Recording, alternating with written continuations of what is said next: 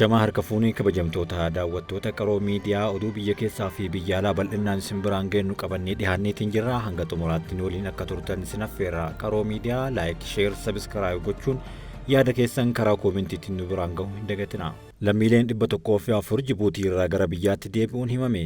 Lammiileen Itoophiyaa Jibuutiitti haala rakkisaa keessa turan 104 gara biyyaatti deebi'uun imbaasiin Itoophiyaa beeksiseera. Imbaasichi dhaabbata godaantota idil addunyaa Jibuutiitti argamu kan waliin ta'uun marsaa lamaan geejjiba baaburaan gara Finfinneetti deebiseera. Hojii hordoffii dabarsitoota namoota seeraan alaa irratti taasifameen lammiileen hedduun dhamaatii fi du'arraa baraaruun kan danda'ame ta'uu dubbatameera.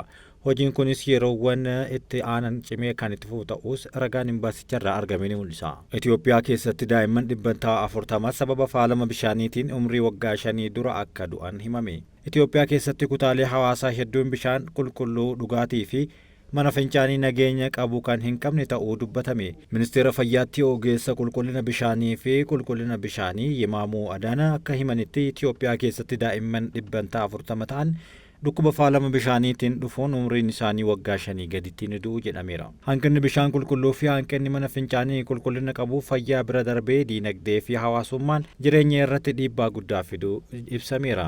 Addunyaa irratti namoonni miiliyoona 3.5 tajaajila mana fincaanii qulqulluu qabu kan hin fayyadamne yaadni kun kan dhiyaate yoo ta'u, isaan keessaa miiliyoona 419 ta'an ammoo mana fincaanii akka hin qabne dubbataniiru. Magaalaa Finfinnee dabalatee magaalota Itoophiyaa hunda keessatti namoonni dirree balfaa fi qarqara lagaa irratti fincaan baasuun dhibee fi rakkoo fayyaa hedduuf akka saaxilaman taasisaa jira. Oduu biyya alaatiin Yukureen misaa'ila Ameerikaatiin alatti misaa'ila kiruuzii Biriteen Raashiyaatti dhukaaste. Biyyoonni dhihaa hedduun sodaa haaloo bahuu Raashiyaan imbaasii isaanii cufaa jiraachuun ni beekama. Waraanni Yukureen erga misaa'ila warra dhihaa gara dachee Raashiyaatti dhukaasuu eegaltee booda waldhabdeen sadarkaa haaraa irra ga'eera. Yukureen biyyoota dhihaa irraa hayyama kan argattee booda naannoo Raashiyaa misaa'ilaan rukutuu kan itti fufte yoo ta'u, halkan edaa ammoo misaa'ila Ingilizii naannoo Raashiyaatti dhukaasteerti. Misaa'ilonni kiruuzii Storm Shadow $1 miiliyoona baasisan taargeetii hanga kiiloomeetira 250 fagaatanii gugifamuu danda'u jedhameera. Yukureen halkan tokkotti misaa'ila kiruuzii Storm Shadow jedhamtu 12 naannoo Kursik Raashiyaatti dhukaasuun ishee fuula telegiraamii Raashiyaatti deeggartoonni barreessaniiru. Ibsa waraanni Yukureen dhimma kana irratti kenne keessatti misaa'ilonni Biriteen Storm Shadow buufata ajaja Raashiyaa naannoo Belgrade magaalaa Kubki keessatti daangaa Yukureen kiiloomeetira 168 fagaattee argamtu irratti haleellaa raawwachuu beeksisaniiru. Akka ministeerri raayyaa ittisaa ibsetti lolli lafoo adeemsifamaa jiru gara fuulduraatti tarkaanfachuu kan itti fufte Raashiyaan baha Yukureen naannoo Donestik jedhamtutti ganda tokko to'atteerti. Qondaaltonni Kiyev Mooskoo meeshaa waraanaa biyyoota dhihaatiin erga haleelanii booda Raashiyaan haleellaa kana xiinsammuu irra jirti jechuun dubbataniiru.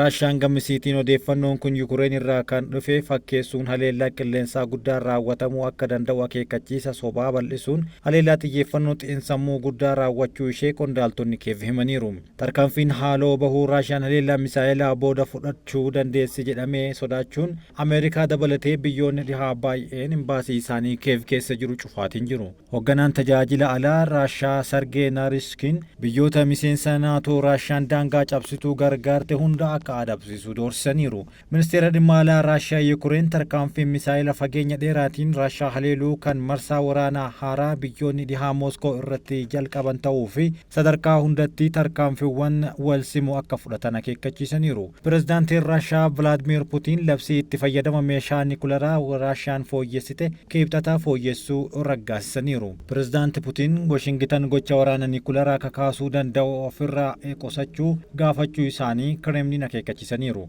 Raashiyaan seera niikuleeraa ishee bara 2020 fooyyessitu beeksiftee kan turte yoo ta'u, Puutiin fooyya'insa kana kan raggaasise guyyaa Baayiden Kiyeviif hayyama kenneen booda jedhameera. Fooyya'insi kun biyyoota meeshaa niikuleeraa hin qabne biyyoota meeshaa niikuleeraa qaban waliin ta'uun Raashiyaa yoo haleelan haleellaa waloo Mooskoo irratti baname jedhamee fudhatama jedhaniiru. Raashiyaan meeshaa niikuleeraa yoom akka fayyadamtu ifatti kan bahee jiraachuu baatullee yoo haleellaan misaa'ilaa qilleensaa fi diroonii daangaa qaxxaamure meeshicha kan fayyadamtu ta'uu dubbatteerti. Los Angeles godaantotaaf bakka dahoo ta'aa jetti. Ameerikatti magaalaan guddinaan lammaffaa taate Los Angeles dahoo godaantotaa akka taatu beeksifteerti.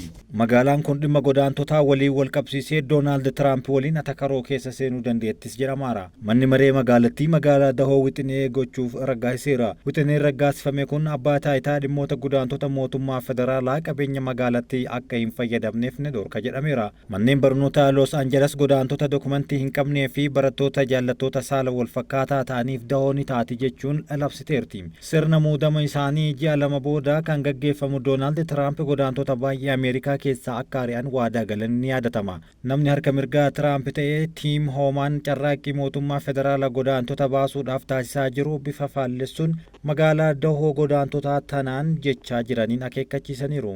Magaalottiin kunneen tarkaanfii godaantota irratti fudhatamuun dhaabuu akka hin dandeenye kanaan dura beeksisaniiru. Gaaffii fi deebii guyyoota dura Fox News waliin taasisan irratti godaantota yakkamtoota ta'an gara dhufanitti akka hin deebisne wanti dhaabuu tokkollee hin jiru jedhan. Nu gargaartanis nu gargaaruu baattanis hojii keenya enuma hojjenna jechuun yaada isaanii guduunfaniiru. Magaalonni dahoo mallaqa waajjira dhimmoota boqottoota mootummaa federaalaaf kennu ni daangessa. Boostanii fi Niiw Yoork dabalatee isteetiiwwan biroos qabeenya isaanii abbaa taayitaa dhimmoota godaantota mootummaa federaalaa hojii irraa kan oollee akka dhorkan waadaa galaniiru. Tiraamp filatamuu hordofee manneen barnootaa hedduun godaantotaaf dahoo ta'uu isaanii beeksisaniiru. Daangaa Meeksikoo irraa kiiloomeetira 225 fagaattee kan argamtu magaalaan Los Angeles seerota murtii naannoo manneen barnootaa farra godaantotaa fi farra jaallattoota saala wal fakkaatanii dura dhaabbatti jechuun dubbataniiru. Isaanis barattootaa fi maatiin naannoo kana jiraatan akkasumas odeeffannoo abbaa taayitaa dhimmoota godaantota federaalaatiif kennaman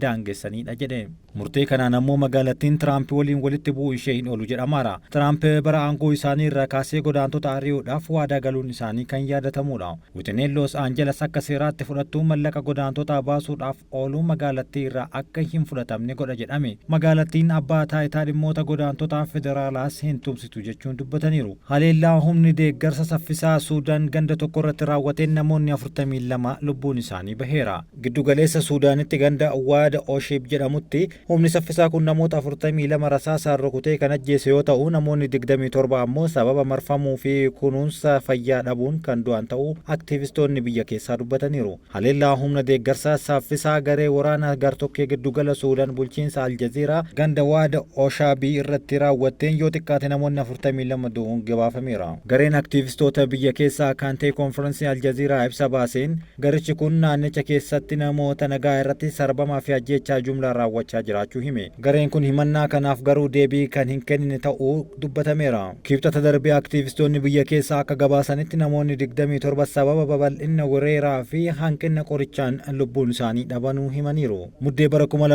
2023tti gareen kun kan jalqabee magaalaa guddoo bulchiinsa kanaa Waad Madaanii dabalatee magaalota Aljaziiraa hedduu to'ateera. Bara darbee walakkeessa baatii eeblaa irraa eegalee waraanni Suudaanii fi garee kanaan wal dhabdee lubbuun namoota 20,000 olii galaafachuu fi namoonni gara miiliyoona 10 qe'ee isaanii irraa buqqa'uuf sababa ta'aniiru. Waraanni kun lammiilee Suudaan miliyoonaan lakkaaman hanqina nyaataatiin qarqara hongee fi du'aatti waan dhiibeef lolli kun naannolee Suudaan 18 keessaa 13tti babal'ateera jedhame. Kabajamtoota hordoftootaa fi jaalatamtoota qaroo miidiyaa oduun biyya keessaa fi biyya alaa qindeeffanne isaan gammaatti dhageeffattanidha. Oduu dursuun isin waliin kan ture an Amiin Shubbiseeti. Qaroo miidiyaa laayik, sheer, sabiskiraayib gochuun yaada keessan karaa koomentiitiin nuu kaa'uun dagatina. Waan nu dhageeffattaniif galatooma.